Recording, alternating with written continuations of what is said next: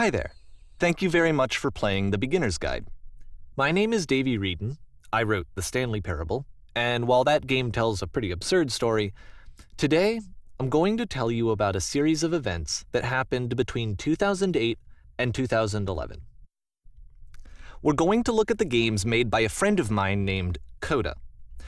Now, these games mean a lot to me. I met Coda in early 2009 at a time when I was really struggling with some personal stuff, and his work pointed me in a very powerful direction. I found it to be a good reference point for the kinds of creative works that I wanted to make. So just to start you off, this is, I think, the first game he ever made. It's a level for Counter-Strike. You can walk around here, by the way. And mostly it's just Coda learning the basics of building a 3D environment. But what I like is that even though he starts from the simple aesthetic of a desert town, he then scatters these colorful abstract blobs and impossible floating crates around the level. And of course, it destroys the illusion that this actually is a desert town, and instead this level becomes a kind of calling card from its creator. It's like a reminder that this video game was constructed by a real person. And it kind of makes you wonder, what was going through his head as he was building this? This is what I like about all of Coda's games. I mean, not that they're all fascinating as games, but that they are all going to give us access to their creator. I want us to see past the games themselves. I want to get to know who this human being really is. And that's exactly what we're going to do here. So, it's 2008, Coda starts making these games, and he never releases any of them. He doesn't put them onto the internet, he just makes them and then immediately abandons them, and they sit on his computer forever. And I think he really understood this image of himself as a recluse. At one point, he jokingly renamed his computer's recycling bin to Important Games Folder.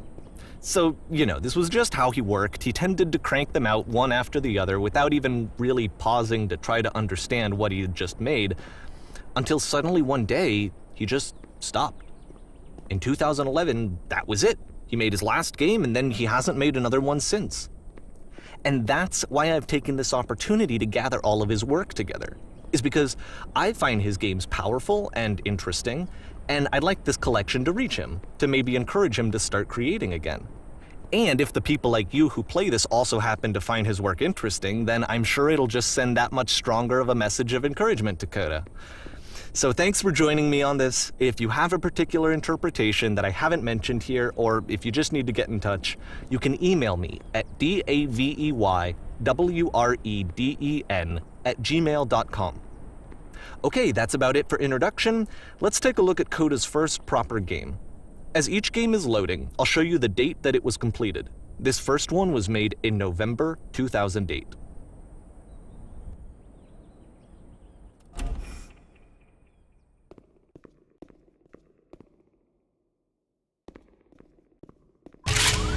Warning.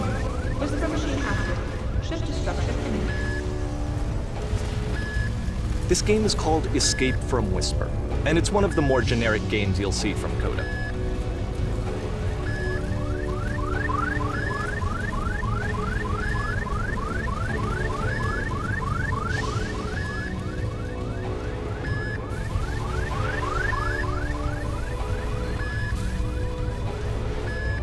Security call breached. Hostile alien life form inbound. It kinda looks like this game was abandoned mid-development. For instance, you have this gun, which you'd think would indicate that there are supposed to be monsters or enemies somewhere, but then clearly there are no enemies anywhere. You can't even reload the gun when you run out of bullets. But ultimately we don't really know. Maybe Coda thought that actually it was complete the way that it is. And I think that we should talk about his games for what they are, rather than for what they're not. Enemy force neutralized. Begin shield evacuation.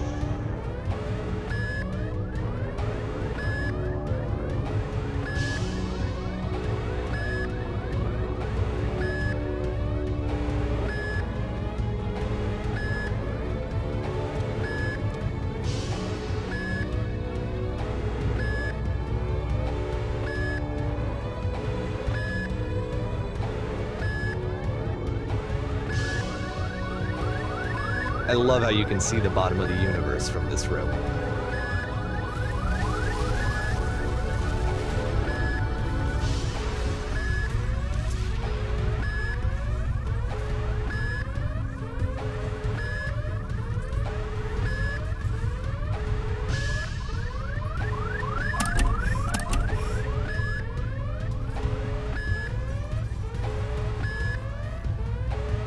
Apparently, this space station has a labyrinth on it. Sure, I don't know. There's really no reason for it that I've ever been able to discern, so in the interest of time, I'm just gonna skip you on past it.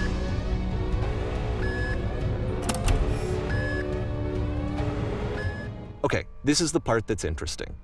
The game has this narrative about the whisper machine and how it has to be turned off, and then you get to the engine room. Hey, you there, in the engine room. You could save us all. That beam is powering the whisper machine. We could disrupt it by introducing a great enough heat signature. If your body could stop the beam. It's so much to ask, but for all of our lives, would you do it? Could you give yourself?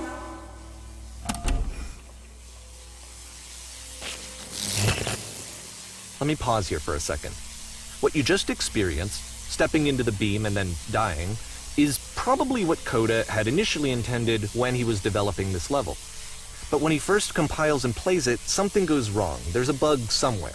And this is what happens instead.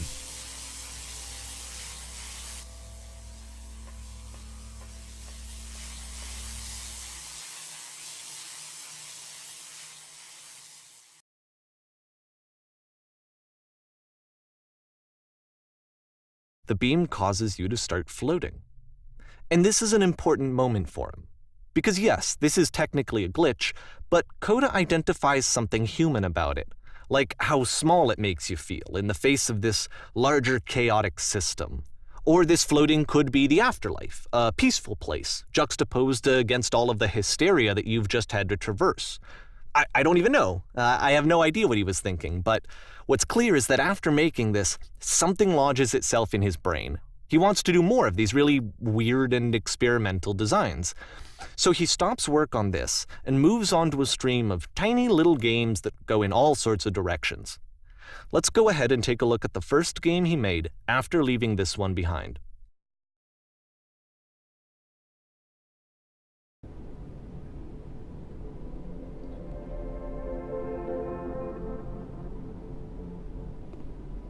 Yup, in this game you can only walk backwards.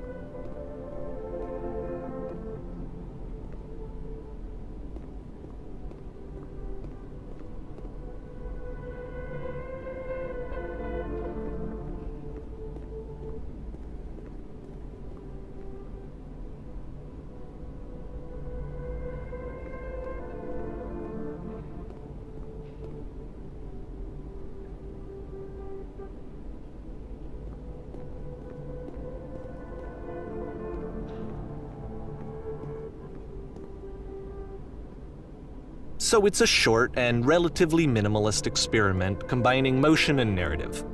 It is less advanced than the previous game, but actually it seems to be more focused, more complete. Coda's trying to give it a unique voice rather than simply basing it on a pre-existing trope.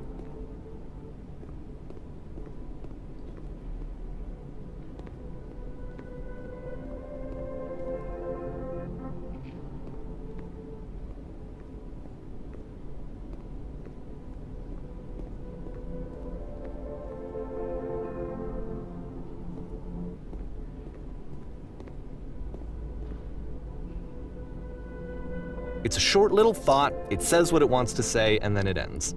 Didn't need anything more than that. Which to me is why it works, because it gets out quick. Okay, next one.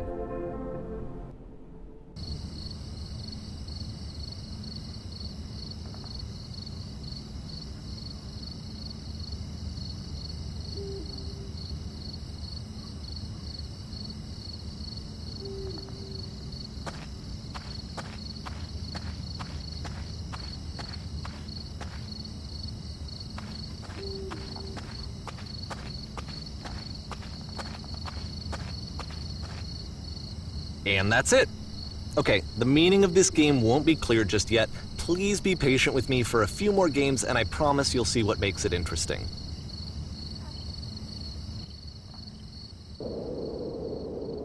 Oftentimes, Coda would put bizarre titles like this one at the start of his games.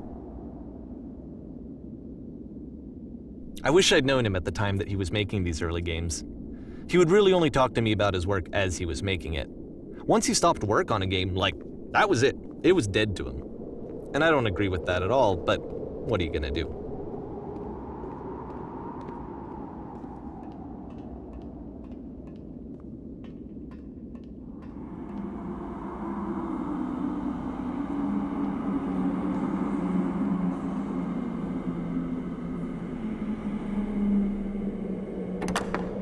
Once you've been slowed to an absolute crawl, the door at the top of the stairs opens. So why, if Coda's not showing these games to anyone, why bother opening the door at all? Well, to show you, I'm modifying the game here so that when you press enter, it'll bring you back up to full speed so you can enter the door for yourself.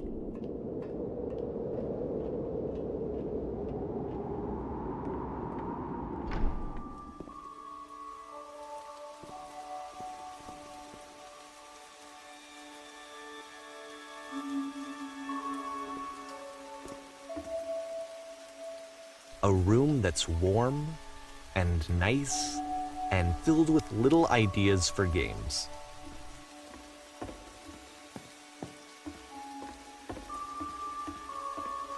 Coda would often tell me that he didn't mind if people thought of him as cold or distant. He said that he knew that he was actually a vibrant and compassionate person, but that it takes time to really see that. It can be a very slow climb to get there.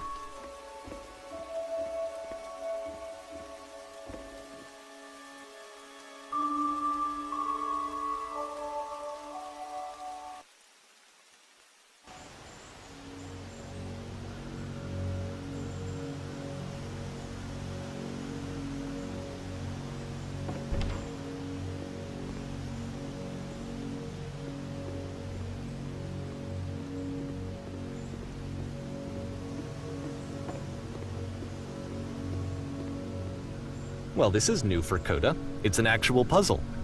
Go ahead and see if you can solve it.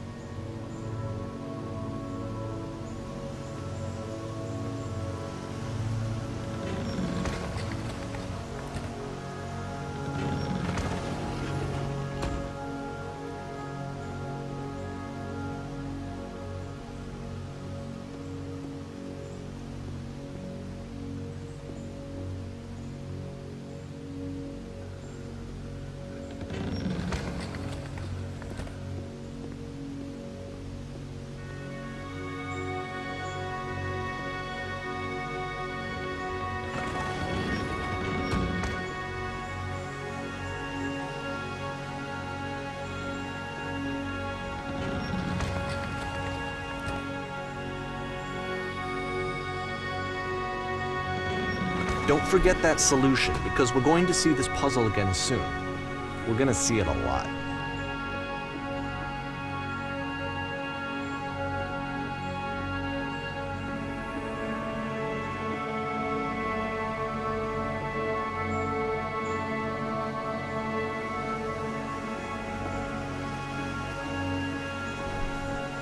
So that seems to be it, right? You walk down a corridor, you solve a puzzle, you get to the end. Simple enough. Alright, now I'm going to modify the game again so that when you press enter, it'll remove all of the walls from this room.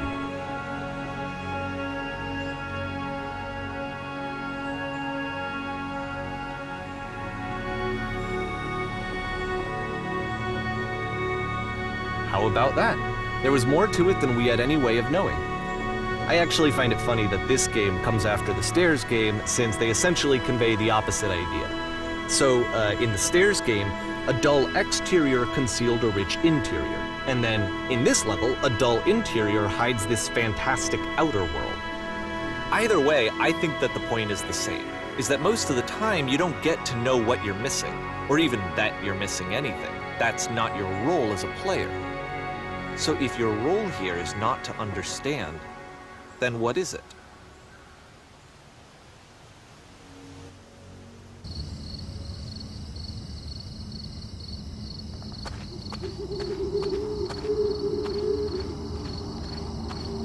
Aha!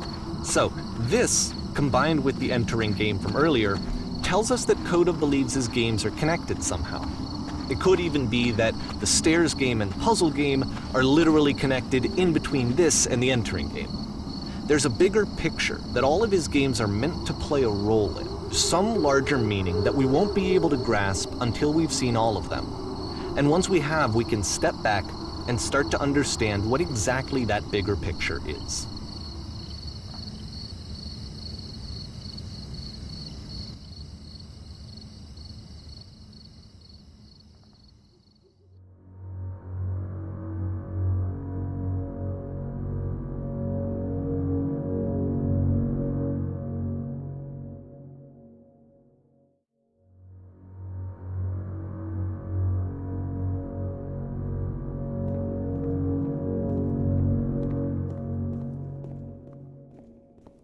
Let's talk about video game development for a second.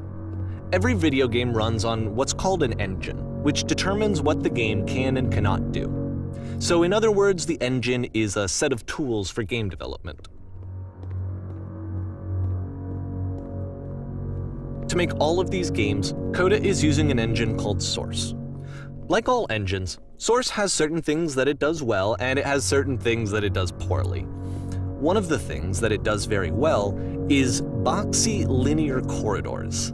That's why so many of Coda's games are set in these large, flat, empty rooms, is just because he's working with what the engine does well. The tools available to the creator shape what kinds of creative work they're going to end up making. You might consider paying attention to the architecture in Coda's games to notice how they seem to stem from an engine that's very good at producing linear, boxy corridors.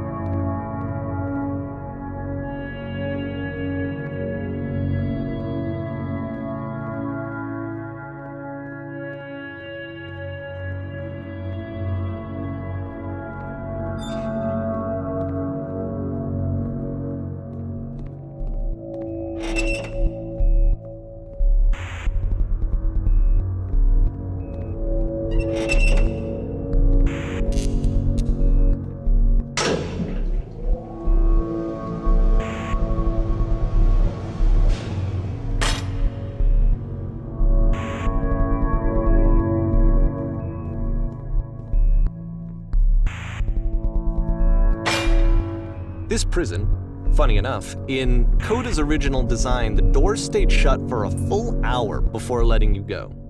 If you don't mind, I think we're gonna skip that. This is something that he and I used to argue about a lot. You know, whether a game ought to actually be playable, whether it means anything if no one can get through it. And I would always defend that, you know, all this work goes into the game, why not make it playable and accessible? And so we just got into heated arguments over it, and there was one time that after one of these conversations, he went home, and a day or two later, he sent me a zip file entitled Playable Games that was full of hundreds of individual games, each of which was just an empty box that you walked around in and nothing else. Believe me, I played every single one of those just to find out if there was like a gag hidden somewhere. There wasn't.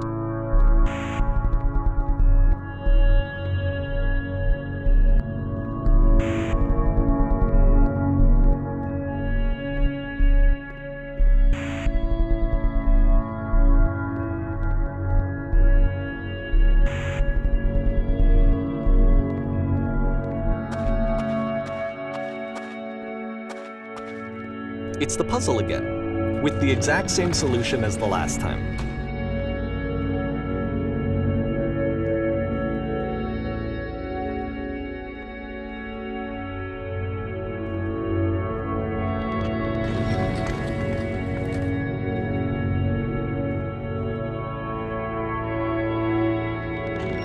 There's still no clear indication of what makes this puzzle so special that Coda is going to return to it over and over.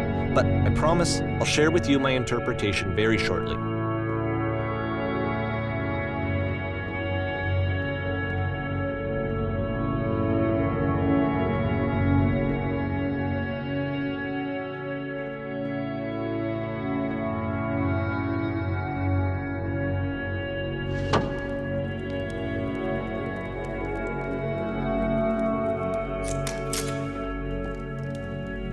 Here, Coda begins using a kind of dialogue system that he fashioned out of the engine's chat capabilities.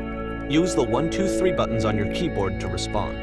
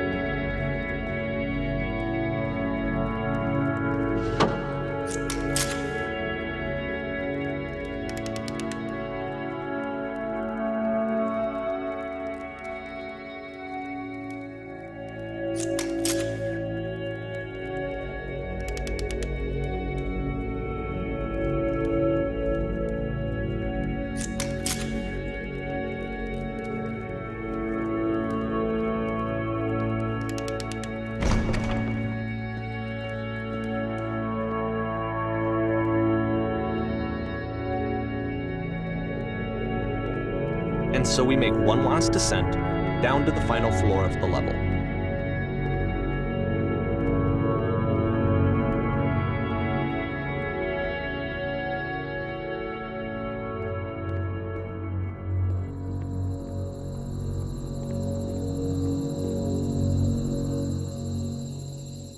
It's a lamppost. Okay, I can't tell you quite why, but for some reason Coda fixates on this lamppost. It's going to appear at the end of every single one of his games from here on out. I'll tell you what I think. I think that up to this point, he's been making really strange and abstract games with no clear purpose, and maybe you can only float around in that headspace for so long. Because now he wants something to hold on to. He wants a reference point. He wants the work to be leading to something. He wants a destination, which is what this lamppost is. It's a destination. We're going to see it in the work as well. His games are just going to become a lot more cohesive, a lot more fully developed, with more of a clear idea behind them. And as we go, that idea will get clearer and clearer and clearer.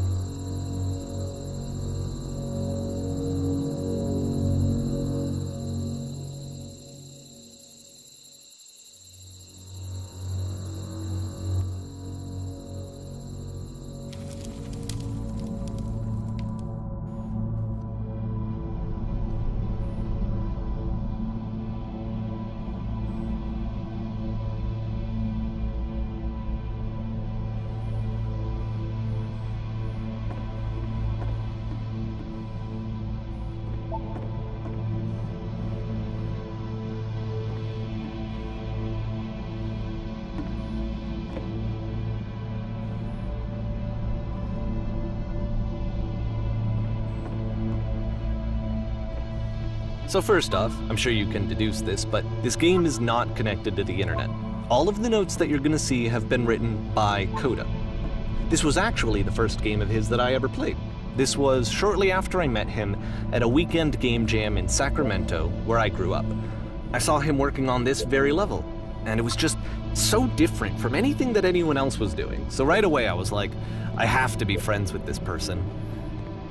In retrospect, I think I was probably a bit too pushy, trying to get his attention. I was over-enthusiastic. But he was very gracious about it and very patient with me.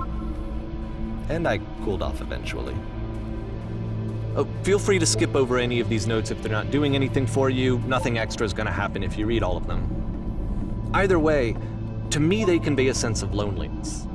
I see this person who's filled with thoughts and feelings and beliefs and has no way to express them except as scattered and unheard voices in a game that wasn't meant to be played.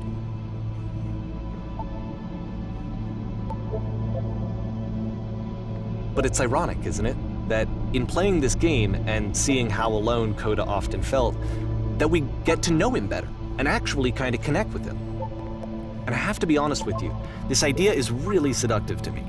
That I could just play someone's game and see the voices in their head and get to know them better and have to do less of the messy in-person socializing. I could just get to know you through your work. I think this is why I always liked Coda's games so much, is because it felt like they let me have that connection. I felt as though he was inviting me personally into his world. And then I feel less lonely too.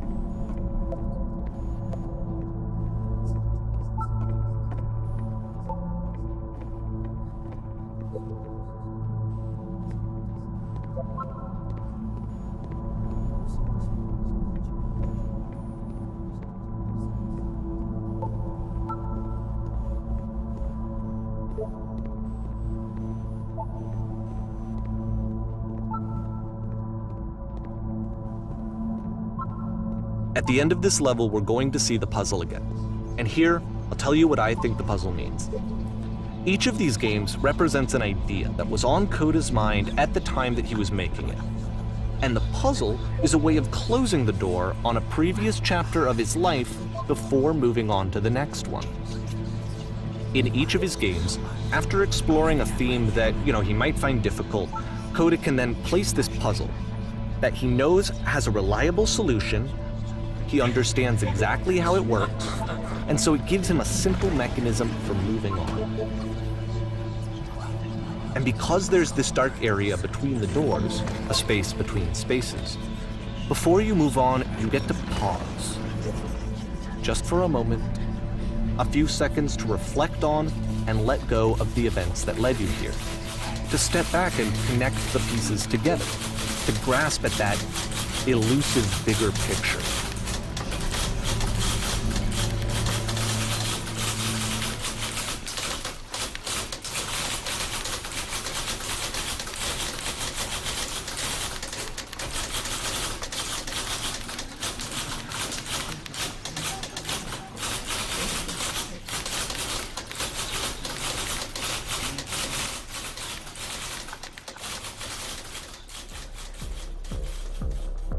Okay, this one is tough. It's gonna kind of just spin its own wheels for a few minutes. Hang with it.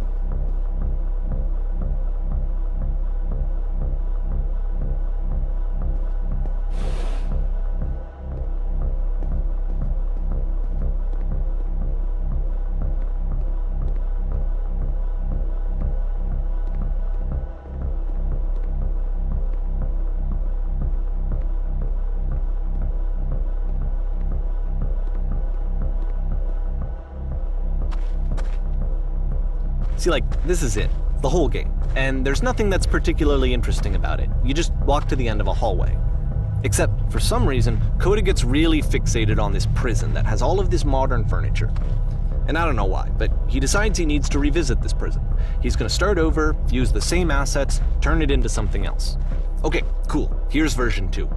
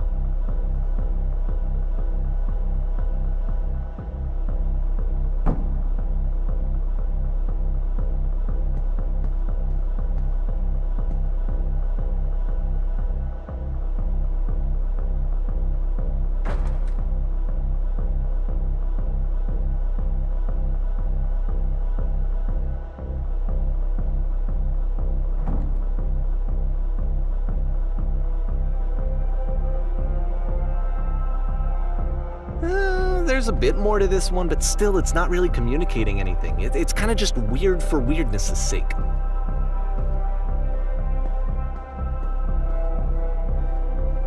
So okay, he throws it out and starts over. This time he comes at the prison idea from a different direction.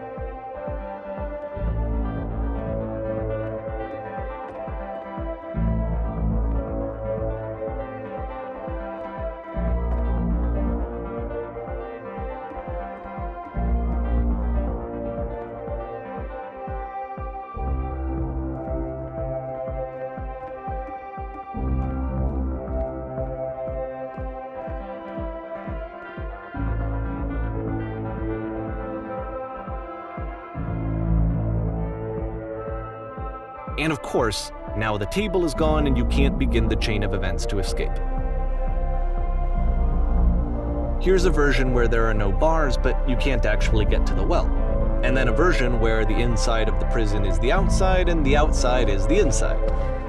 Let me just blink you real quick through a few more of these. I mean, he really unloaded on this prison idea. There's nearly a dozen of them. Personally, I think it's awful to watch this, to see a person basically unraveling through their work. And for what? Like, at what point do you just go, maybe there are game ideas other than this prison that I could be working on? But Coda doesn't have that voice telling you to stop, that particular mechanism of defense against yourself. Without it, you just spiral. And so he keeps going and going and going and going and going, and then he hits on something. And he likes it. And that's it. He's done. He stops making prisons. This is the very last version of the prison game that he created, and the reason I think it works is that the prison is not actually in it.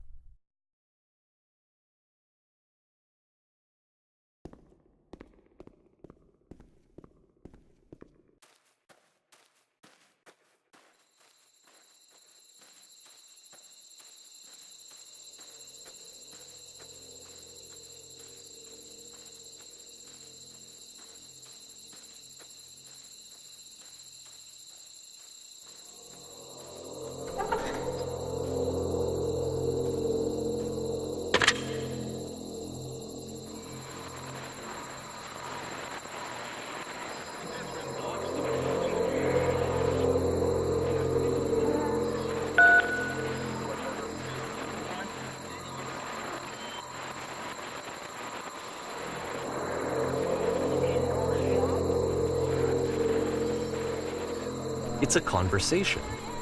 And so this is what Coda wants, is to be able to talk to someone, to share what's on his mind, and to get some good advice from someone who knows. But the irony is that even in this scenario, you're still talking to yourself. You know, all of these games so far are Coda talking to himself.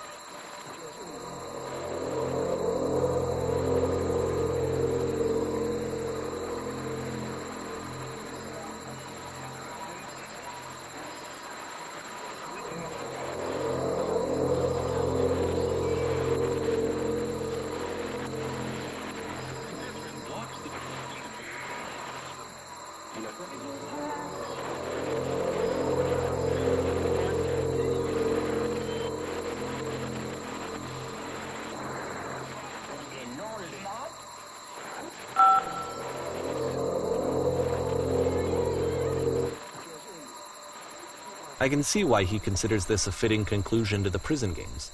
After all of the obsession and frustration, just to be told by someone you can trust that things are going to be okay. Wouldn't that be nice?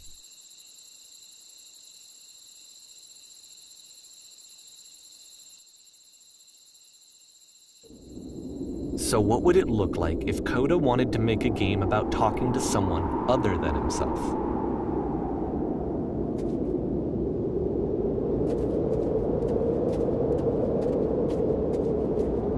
To me, this environment is meant to represent Coda's puzzle, with the two doors on either side and a dark transitional space between.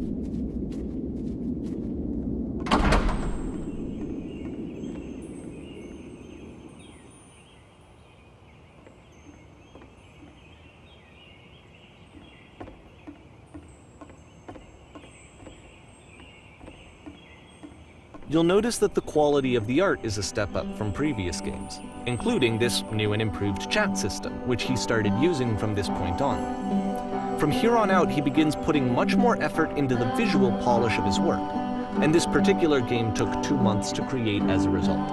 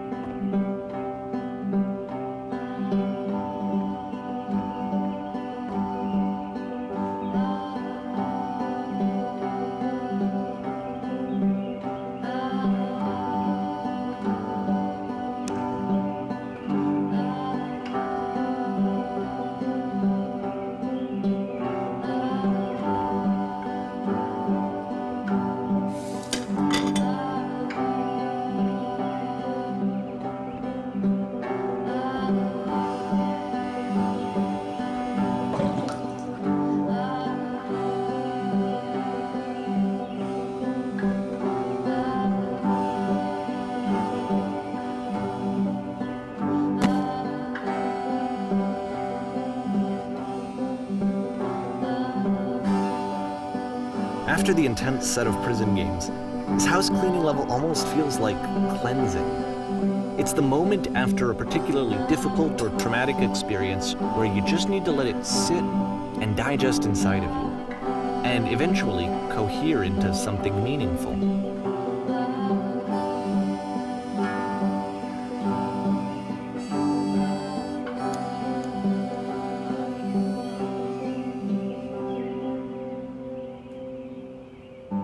I know that Coda really liked this game. Of all of his work, actually, this was the only one that he called me up to ask me to come over and look at it.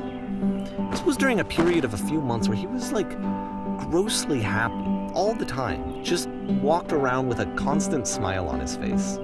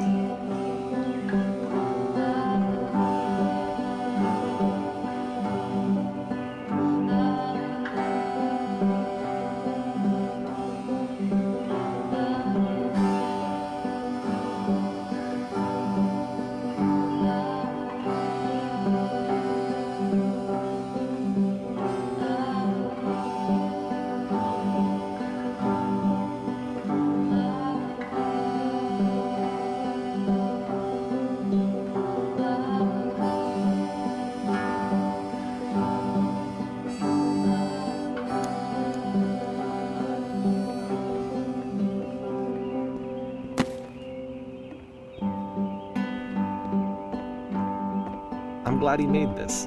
I'm glad he found some peace.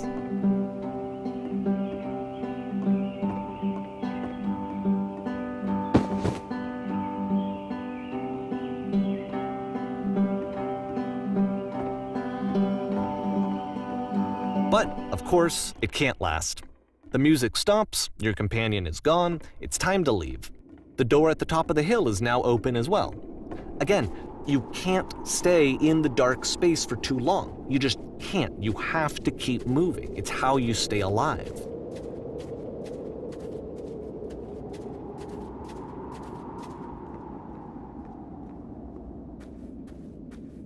Which is the whole point of the puzzle doors, right? That sooner or later you have to pick up and move.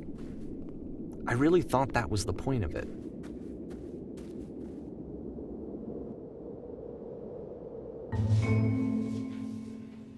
This one gets a bit goofy.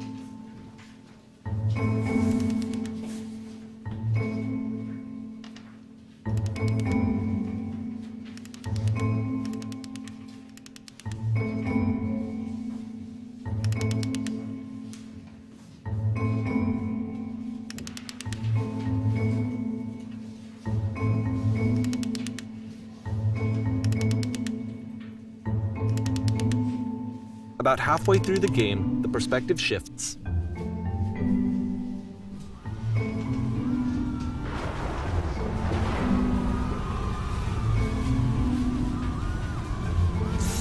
And you play as the teacher. And suddenly, you discover that your teacher is just as bigoted and afraid as you are. Oh, and also you can move around the classroom now.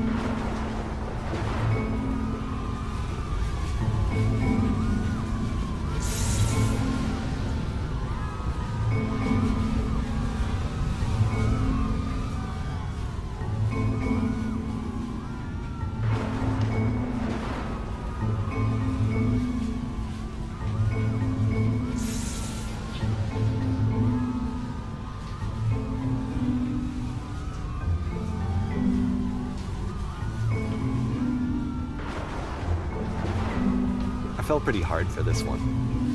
I feel like it's one of the most relatable experiences that you can have. To assume that some other person is perfect and totally fulfilled in every way, and completely miss all of the little flaws that make them painfully human. I think about this game a lot these days.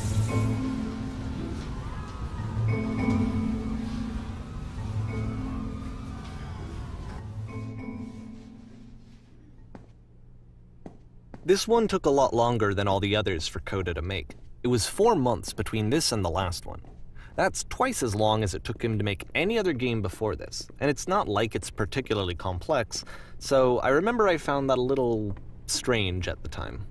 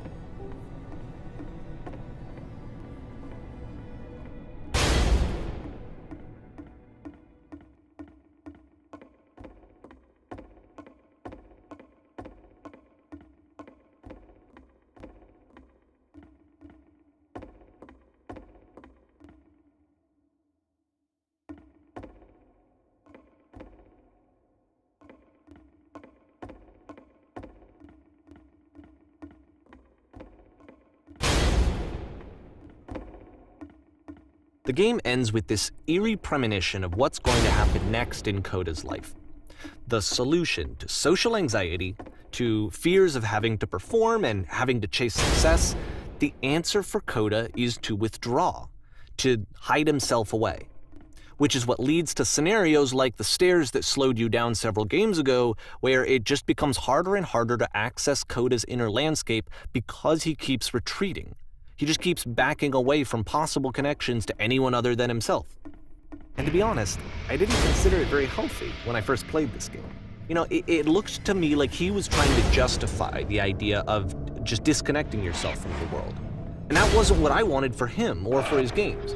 Because I feel like a lot of his games are inviting me to connect with this person, to bring him closer. But what can you do? After this, Coda went off and took another 5 months to make a new game.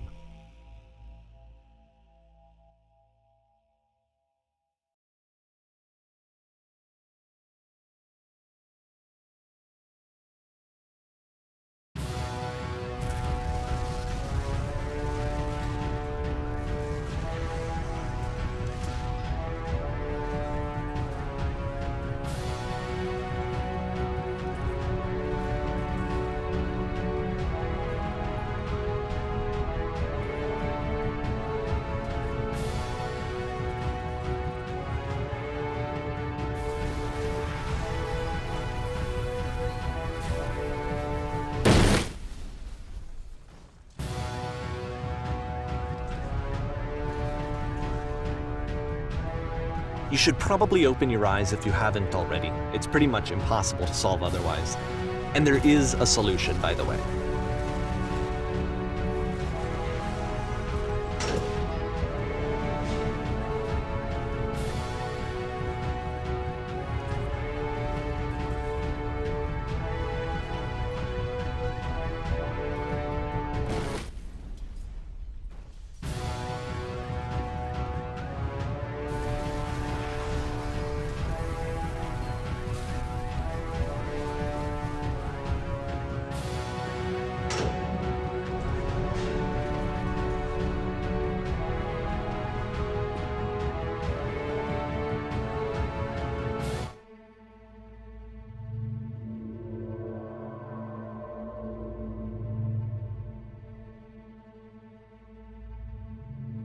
Like I said, I was getting concerned.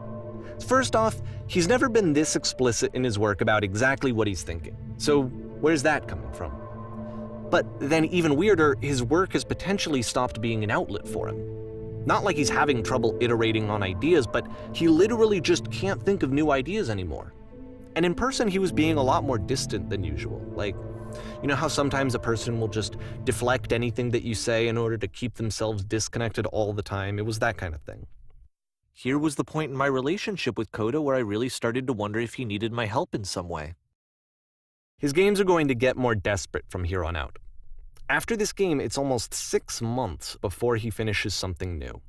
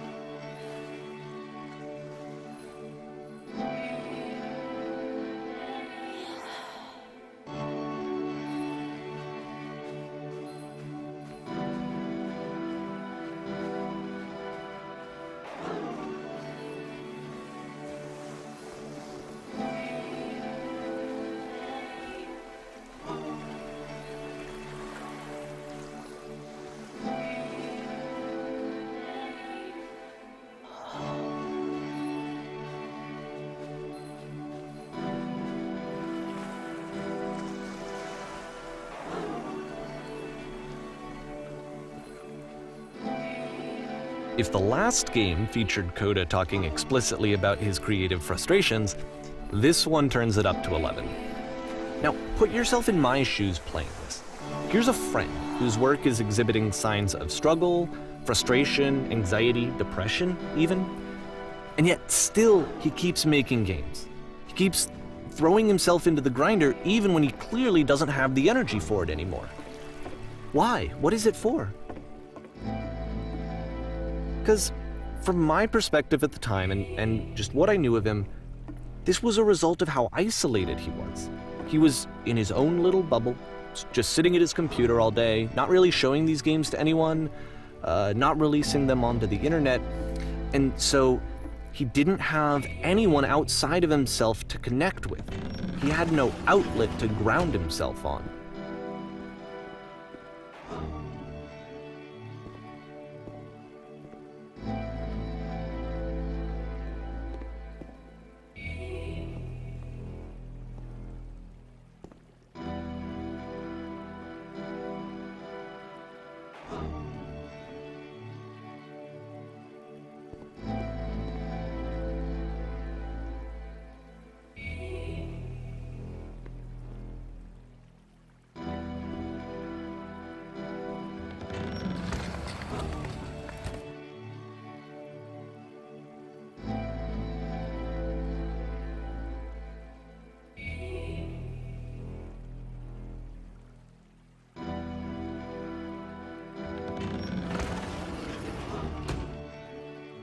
You can't talk yourself out of loneliness. It doesn't work that way. You can't be the one writing both the questions and the answers. Then there's no movement. Then there's no circulation. If all of your anxieties are being channeled into your work, then if the work ever fails, you have no backup and you're just going to crash.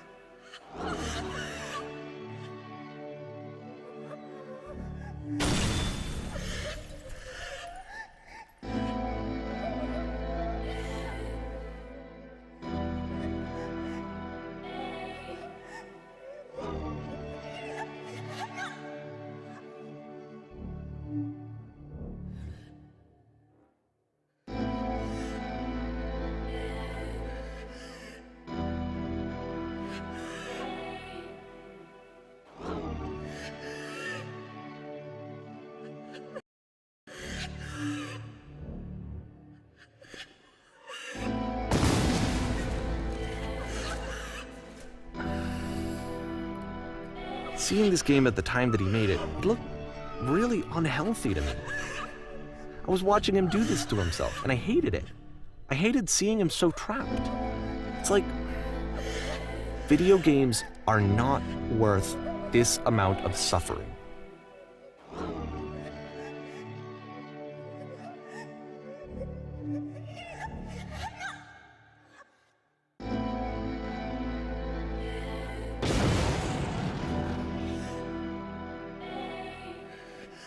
This is someone I really cared about. And I used to get so much joy out of seeing him create. For him to suddenly become angry and frustrated like this, it was the worst thing for me.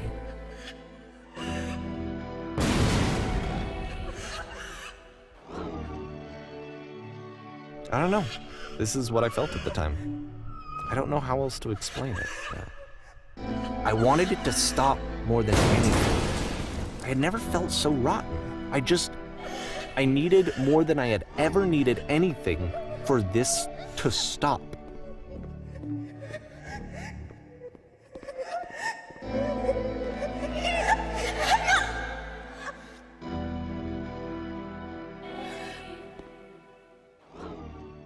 But it didn't stop.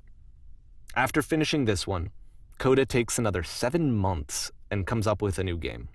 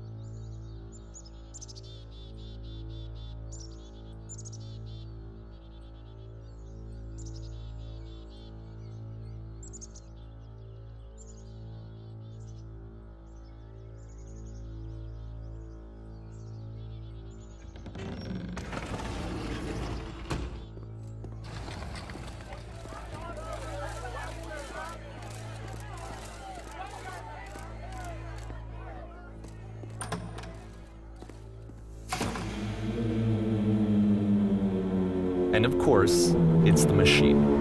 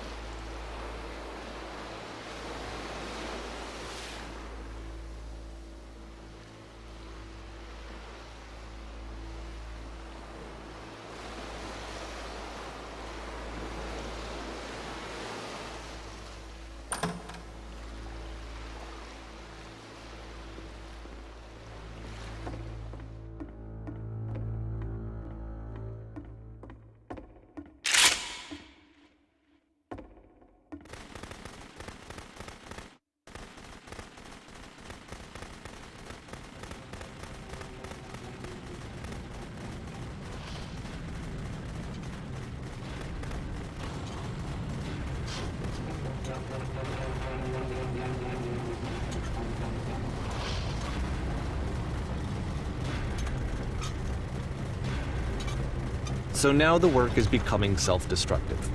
And I'll tell you, at the time that I first played this game, shortly after he made it, here's what I'm thinking to myself.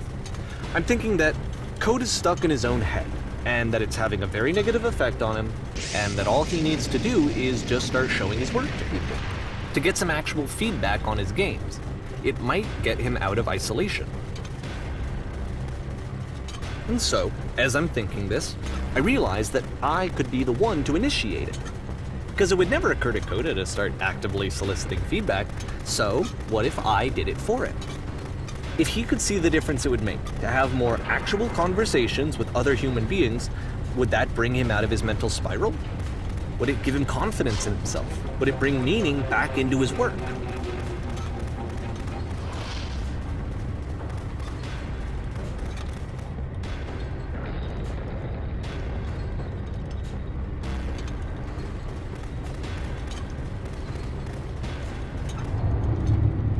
So I started showing Coda's work to people. I took this one, and the islands which you just played, the theater, the notes, the house cleaning game, and some of the prison escape games. I brought them to people that I knew and trusted. I asked their opinions. And the great part is that they really loved his games. You know, the point of it all was just to give him some external reference point, but they genuinely loved his work. There was nothing for him to be afraid of.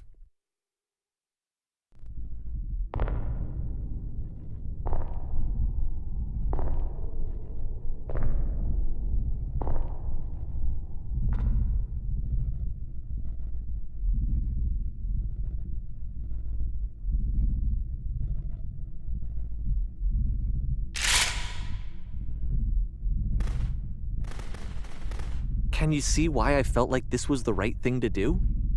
Because it's the thing that I always feel like I need, to be told that my work is good, that I am good.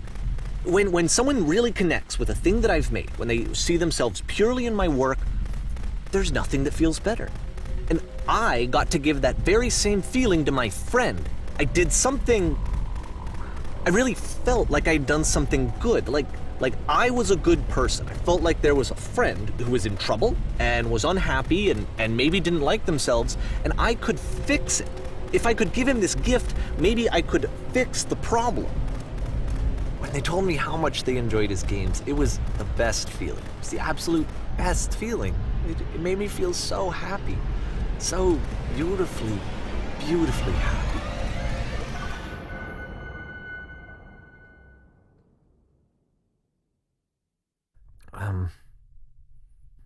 So anyway, Coda finishes this game, and then really he just kind of takes off for a while. So this is June of 2011, and I didn't hear anything from him for several weeks, I guess. And so out of nowhere, one day I get an email, and it's got a private link to a new game of Coda's. This one is called The Tower, and to my knowledge, it's the last game that Coda ever made. So let's take a look.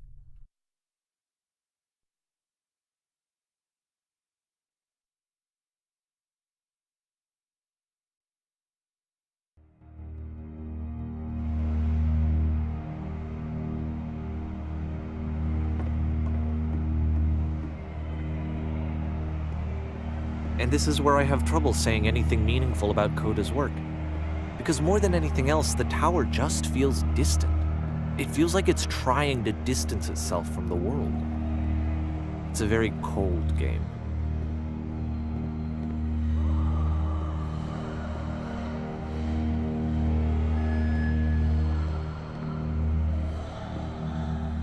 This room actually has a maze in it.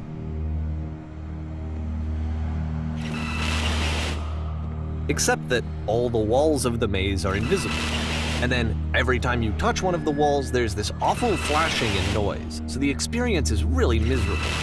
The game goes beyond not being meant to be played, it actually seems to despise the player for trying to play it at all. But I do want to show you the rest of the levels, so when you're ready to continue, press enter and I'll put a bridge over the maze.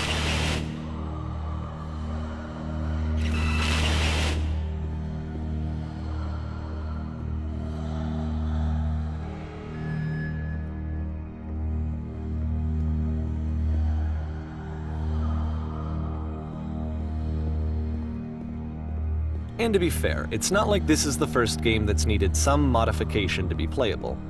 Like the house cleaning game. You know, that one used to actually loop the cleaning chores and you just cleaned a house forever.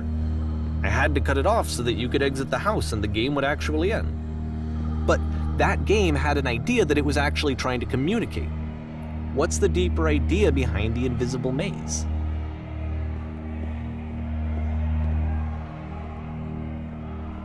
The only way past this challenge is to randomly guess the 6-digit code. Like the invisible maze, it's frustrating to me, because it's the opposite of everything else that Coda has made. It doesn't encourage thought or engagement. It doesn't ask anything of me, except a lot of my time. If I could have reached him during this time, then maybe I could have asked him, but I couldn't. I still don't really understand why this is here. I'll put the code on the ground for you here, though, so that we can move on.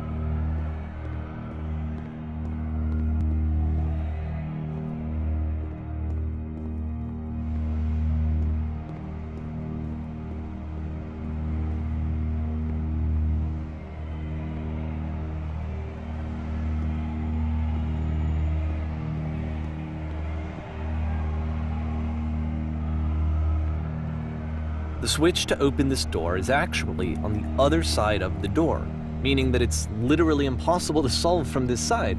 So even if you somehow brute forced your way through the first 2 challenges and you got to this point, there's actually just no way to progress. And it's scary for me, the idea of Coda cutting himself off entirely, just saying, that's it, that's the end of the conversation, not giving me any way to fix the problem. I feel like a failure, I guess, when I can't fix the problem. But I can open this door for you, so let me do that. Was I a failure for not understanding this game? I don't know why I would be. It's not like everything needs to have a solution, but I feel it somehow. I feel like I failed, and I don't understand why.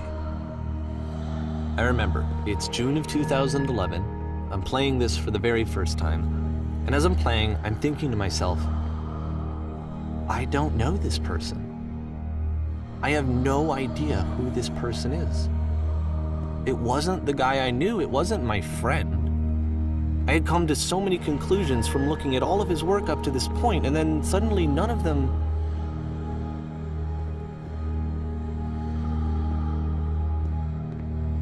I had been trying to, though. That was the thing. For years I was trying to get to know him, to understand who he actually was and what he stood for. I asked him so many times to please just tell me what his games mean to him. I asked him please to tell me what the 3 dots mean. And he wouldn't.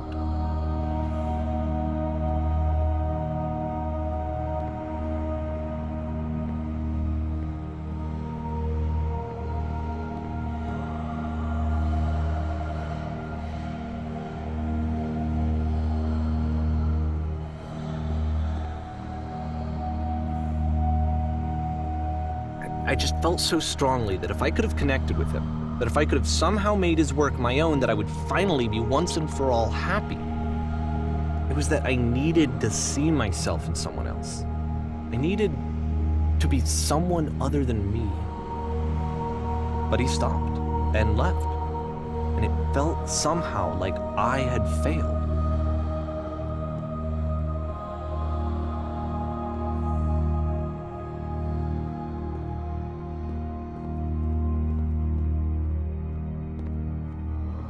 Where did I screw up?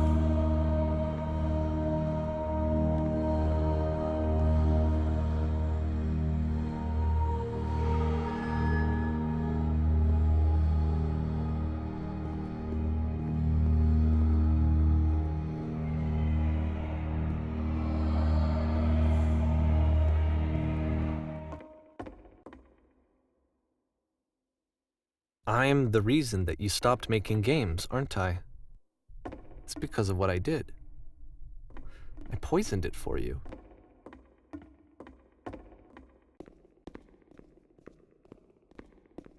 I don't think I ever told you this, but when I took your work and I was showing it to people, it actually felt...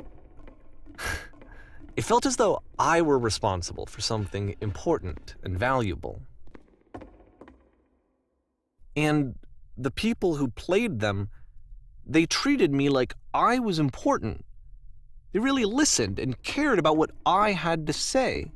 Even though I was showing your work, I felt good about myself. Finally. For a moment, while I had that, I liked myself. And then you stopped, and I didn't have anything left to show people. I just had to be with myself. And as soon as that happened, there was no feeling at all. Nothing. Less than nothing. What does that mean? I'm afraid that I did something really stupid because I don't like myself.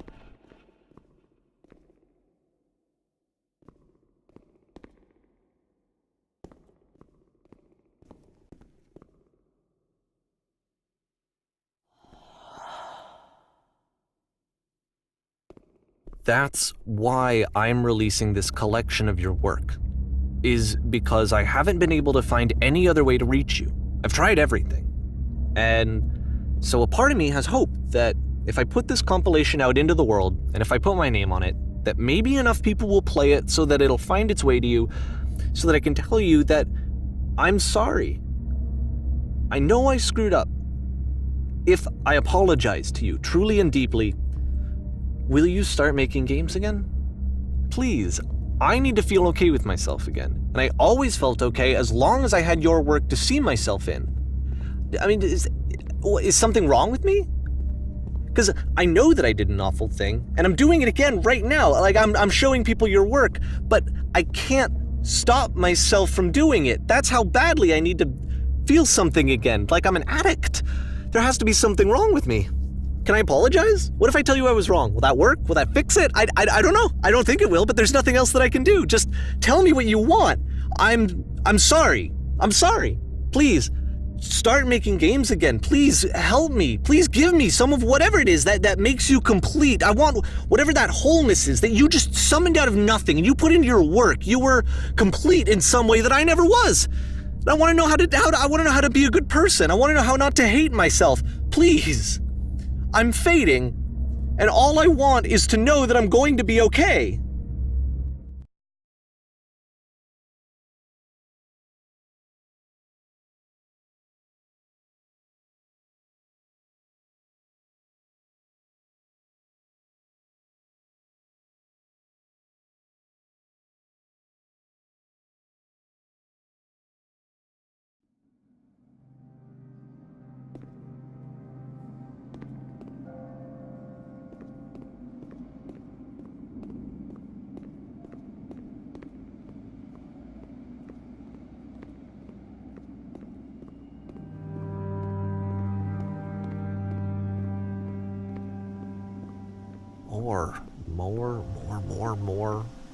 More love, more praise, more people telling me that I'm good. Always more. It's like a disease. Solution.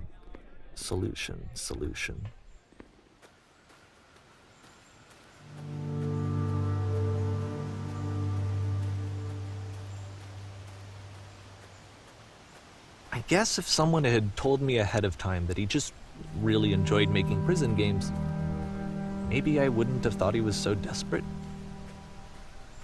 I wouldn't have told so many people that he was depressed. Maybe he just likes making prisons.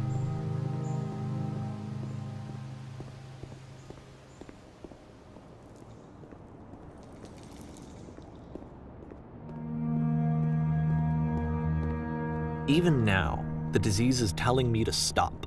Don't show people what a shitty person you are. They'll hate you.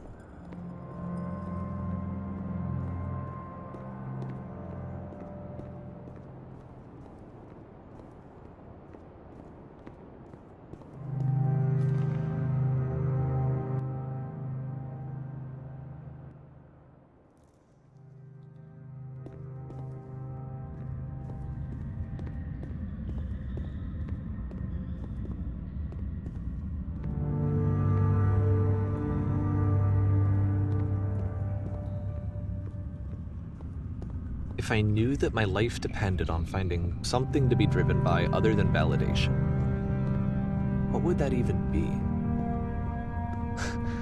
It's strange, but the thought of not being driven by external validation is unthinkable. Like, I actually cannot conceive of what that would be like.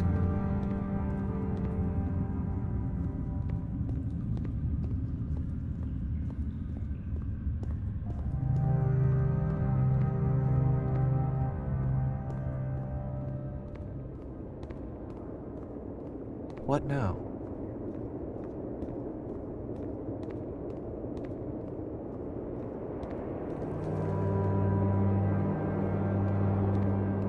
I think I need to go. And I'm sorry, because I know that I said that I would be here and I would walk you through this, but I'm starting to feel like I have a lot of work to do. I have a lot that I need to make up for. And so I'm just gonna... Okay.